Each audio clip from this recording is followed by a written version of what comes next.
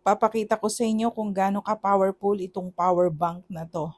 Grabe. 10 mAh lang yan. Pero tingnan nyo naman yung mga naka-charge sa kanya.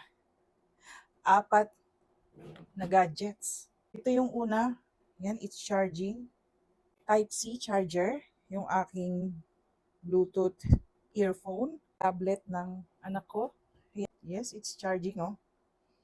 Tapos, yung aking Tofu Lite na nakakonect dito sa ibabaw ng power bank. It's charging. Yan, nagbiblink siya ng blue. Grabe, ganyan ka-powerful yung ganito kaliit na charger. Ang maganda pa dito, hindi mo na kailangan pang magdala ng wires or cable kasi built-in na siya. May iba-iba din palang color siya na. Purple lang yung pinili ko kasi para unique. Then meron na rin siyang kasamang lanyard. Yung charging port nito, pwedeng Type-C, pwedeng Android.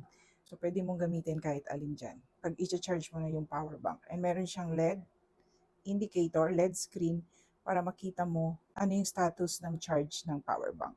So, napaka-mini lang yan. No? Very portable. Madaling dalhin, lalo na kapag magta-travel ka. Nice one, R2. I love this power bank.